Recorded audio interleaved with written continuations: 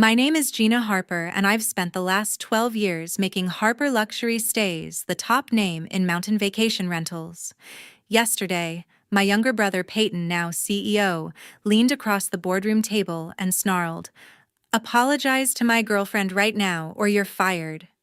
My parents nodded in full agreement, their faces smug.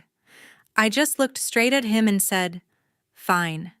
This morning, Peyton strode into the office smirking, ready to enjoy his victory, until he saw my empty desk and the resignation letter sitting right in the middle. The company lawyer Maurice burst in right behind him, face white as a sheet. "Tell me you didn't send it?" he gasped. Peyton's smile vanished on the spot. The entire conference room went dead silent. If you've ever been pushed out by family, hit that subscribe button and let's get into what happened next. 3 days earlier, everything started with a single video call.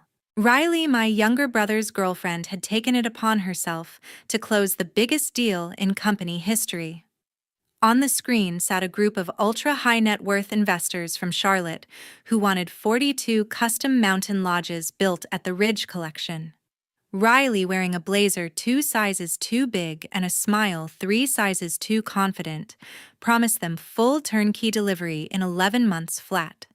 11 months for a project that every architect, contractor, and permitting office in Western North Carolina knew would take at least 28. I was looped into the call at the last second because the investors specifically asked for the head of project development, which happened to be me. The moment Riley finished her pitch, one of the investors turned to me and asked point blank, "Is 11 months realistic?" I didn't hesitate. "No, 28 months is the absolute earliest, and that assumes zero weather delays and perfect supply chain conditions." Riley's smile froze. The investors thanked us and ended the call. 2 hours later, I sent the official follow-up email to the entire investor group, copying the board and Peyton as CEO. Subject line revised: realistic timeline and cost breakdown, the Ridge Collection. I attached the full feasibility study, permitting schedules, contractor quotes, and a line-by-line budget that showed why 11 months would guarantee either massive corner cutting or a multi-million-dollar lawsuit when we missed the date. It was professional, factual, and necessary. By 4 o'clock that afternoon, Peyton stormed into my office with Riley trailing behind him like she belonged there.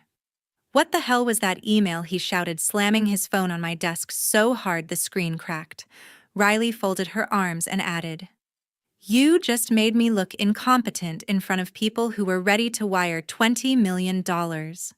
I stayed calm. I corrected an impossible promise before it became a legal disaster. That's my job. Peyton's face turned red. "Your job is to make the company look good, not throw my girlfriend under the bus." Riley jumped in again. "I had them eating out of my hand until you opened your mouth."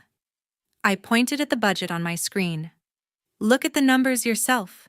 We can't even break ground until spring because of the seasonal permitting window. You promised move-in ready homes next fall. That's physically impossible." Peyton waved it away. "We'll figure it out. We always do." Translation: my team would kill themselves working overtime, while Riley took the credit and the commission. It had happened 4 times in the last 18 months alone, and every time Peyton defended her. He leaned in close. "Take the email back. Send a new one saying 11 months is aggressive but achievable. Do it today." I didn't move. I won't lie to clients who are wiring 8-figure deposits. Riley gave a dramatic sigh. "She's jealous, Peyton. She's been jealous ever since your dad made you CEO." Peyton straightened up, chest puffed out like the title still felt brand new. "Apologize to Riley for undermining her, or this goes to the board as insubordination." I met his eyes. "Do what you have to do." That night, I forwarded the entire exchange to Nash, my second in command, with one line: "Start documenting everything. Just in case." I had no idea how fast just in case was about to arrive. I just said fine and stood up from the conference table. No argument, no raised voice.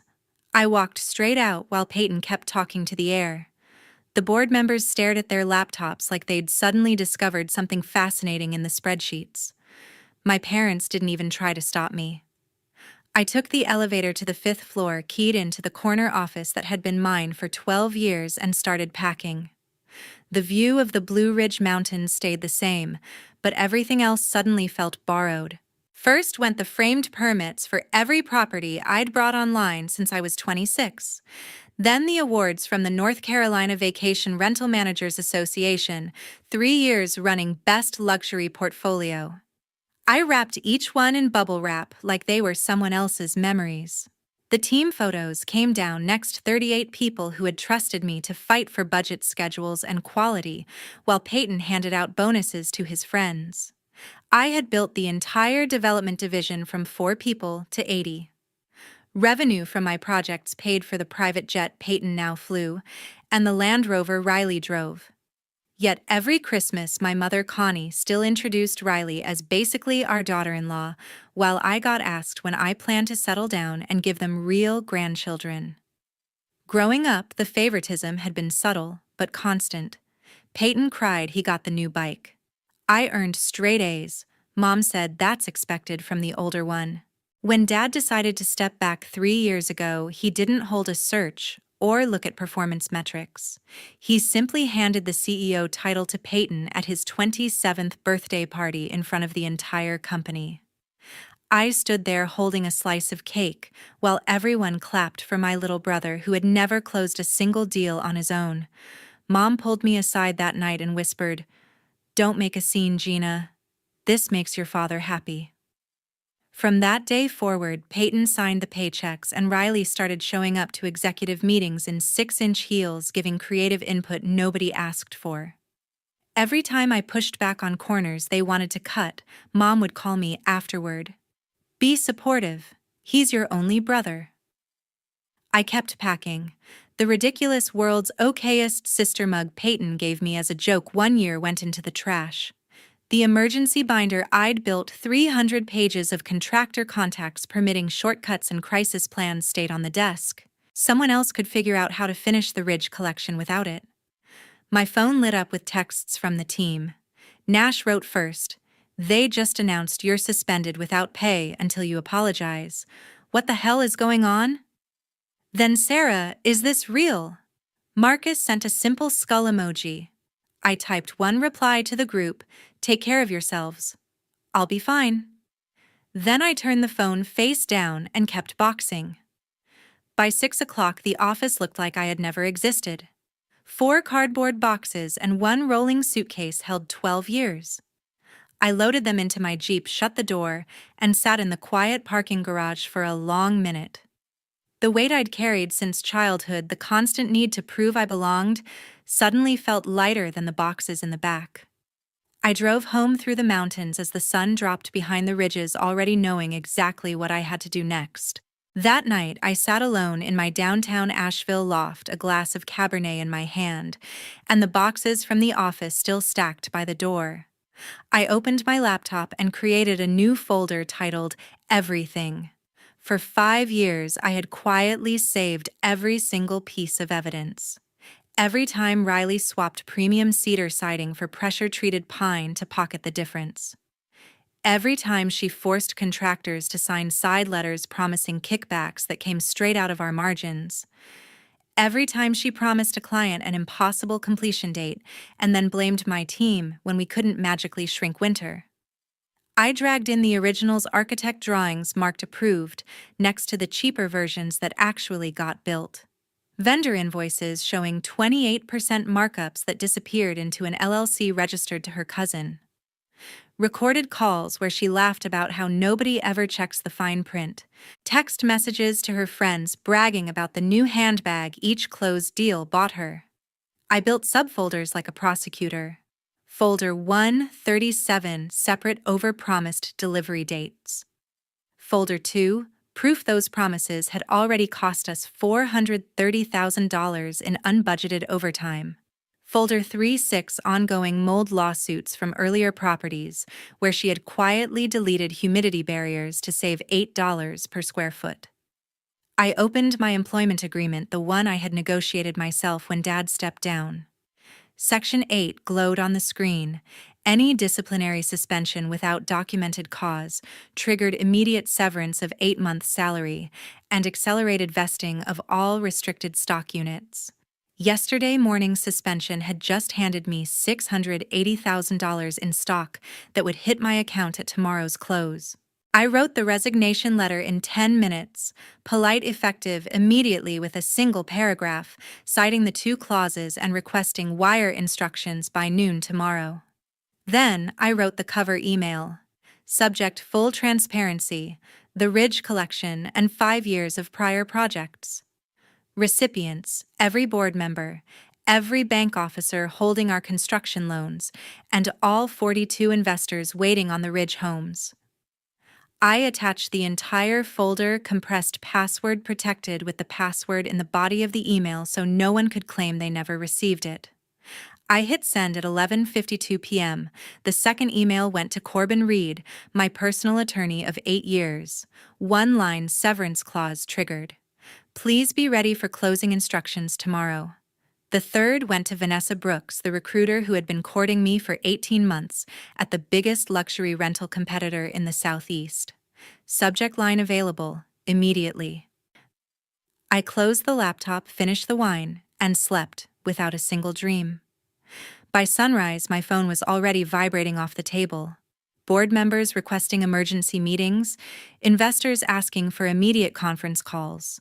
One frantic voicemail from Maurice that I deleted without listening.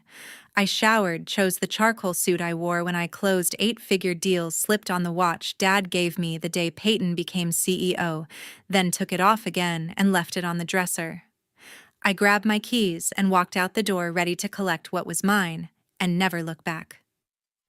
The next morning at 8:30 sharp, I walked through the lobby one final time in the charcoal suit. Security recognized me and looked away. The elevator ride felt longer than 12 years. When the doors opened on the executive floor, Peyton Riley, my mother Connie, my father Marvin, still listed as chairman emeritus, and Maurice were already waiting outside the boardroom like a badly rehearsed intervention. Peyton spoke first, voice cracking with fake authority. "We need to talk before this goes any further." I kept walking. They fell in step around me. Maurice tried next, clutching a legal pad like a shield. "Gina, the email you sent last night is catastrophic. Investors are threatening to pull deposits. The banks are on the phone. We can still fix this if you issue an immediate retraction." I stopped in front of the boardroom doors and faced them. "No." Riley stepped forward, eyes red but dry. "You're destroying everything we've worked for because you're jealous. Just admit you made a mistake." I reached into my briefcase and pulled out 2 crisp copies, my resignation letter and the severance demand. I handed one set to Morris and one to Peyton. "Effective 5 minutes ago," I said. "Section 8 of my contract is very clear. 8 months' salary plus immediate accelerated vesting of all restricted stock, $680,000 at yesterday's close. Wire instructions are attached. I expect confirmation by end of day." Maurice flipped through the pages, face draining of color. This will bankrupt the company if the stock vests today. Then you should have read the contract before suspending me." My mother finally spoke, voice trembling. "Gina, honey, think of your father. Think of the family name." I looked at Marvin. He hadn't said a word yet. His eyes were fixed on the marble floor. Connie tried again, softer. "We can work this out privately. Come inside, sit down, let's talk like we used to." I smiled for the first time all morning. It wasn't warm. There is no "we" anymore. You made that decision the moment you sat silent while Peyton threatened to suspend me for telling the truth. Peyton found his voice again. "You can't just walk away with almost $700,000 after trying to burn the company down. I'm walking away with exactly what the contract I negotiated says I'm owed. The company is burning because of 5 years of documented fraud you refused to see." Maurice made one last desperate lunge. "If you withdraw the email right now, we'll forget the suspension ever happened. Full pay. Backdated. Whatever you want." I took one step closer until I was looking him dead in the eye. Maurice, that email is the only thing keeping 42 investors from suing us into bankruptcy today. You want it gone? Tell them yourself why their homes won't be delivered for at least 2 more years, and why half the materials were swapped for garbage. Good luck. I turned to the rest of them. To be perfectly clear, I am no longer an employee. I am now a very large shareholder who just watched management commit fraud. My lawyer, Corbin Reed, will be in touch. I started walking again. Connie reached for my arm. I stopped but didn't turn. Gina, please, she whispered. You're breaking your mother's heart. I looked back over my shoulder. No, Mom. You broke mine a long time ago. I'm just finally done paying for it. I walked away. No one followed this time. The elevator doors closed on 5 stunned faces, and for the first time in my adult life, I felt completely, perfectly free. Less than 2 weeks later, the Ridge collection officially exploded.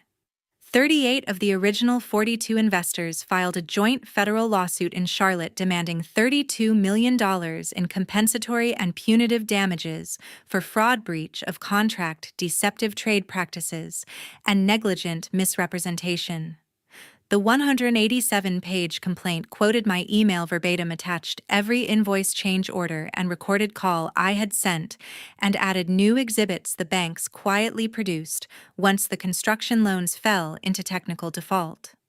By the time the filing hit the docket, every major real estate blog in the Southeast had the headline, "Nash held on for exactly 9 days after I walked out." On the 9th morning, he marched into Peyton's office, placed his company MacBook on the desk, and said, "I'm not wearing an orange jumpsuit for any of you." He resigned on the spot, signed my new employer's offer that same afternoon, and took 12 of the best senior project managers with him before the week was out. The ones who stayed were either too inexperienced or too terrified to leave. Neither group knew how to finish 42 ultra-luxury homes that were suddenly missing half their structural beams and all of their promised timelines. The company went into full meltdown. Emergency board calls at 3 a.m., crisis PR agencies on 6-figure retainers. Peyton flew first class to Charlotte twice in 4 days, begging the lead investor for a private settlement. They escorted him out of the building and had security walk him to the curb. Then, on a cold, rainy Thursday night, my phone lit up with the old landline from my parents' house in Biltmore Forest, the number I hadn't answered in years. I let it ring 5 times before I picked up. Connie spoke first, voice trembling so hard the speaker crackled. "Gina, honey, we're all here. You're on speaker. Your father, Peyton. We're begging you." Silence from my end. Marvin cleared his throat, the man who once closed 8-figure deals with a handshake, now sounding like he hadn't slept in days. "We were wrong. Completely wrong. We see it now. We're so sorry." Peyton jumped in frantic. "The banks are calling every loan tomorrow morning. If we lose the Ridge, we lose the company, the house, the planes. Everything your father built. Everything you built. It's all gone unless you help us." I heard movement then, the unmistakable thud of knees hitting the hardwood floor in the living room I grew up in. Connie started sobbing openly. "We're on our knees, baby. All 3 of us, literally on the floor. Please." Peyton again, voice raw. "Come back. 6 months. Consulting only. Name your price. 1 million, 2 million, 5 million. Whatever you want. Stock. Cash. You write the number. You're the only person alive who can still salvage this." I stood at the floor-to-ceiling window of my new corner office in Charlotte, 30 floors above the city, watching rain streak down the glass. The same city where the lawsuit had just been filed. The same city where my new title, Executive Vice President of Development, was already printed on the door. I waited until the crying quieted to hiccups. Then I spoke the only sentence they would ever hear from me again. Never again. I ended the call, blocked the landline, blocked Peyton's cell, blocked Connie's cell, and blocked the house number 1 last time for good measure. I set the phone face down on the desk, turned back to the rain-slicked skyline, and felt absolutely nothing. 18 months later, Harper Luxury Stays no longer belonged to the Harper family.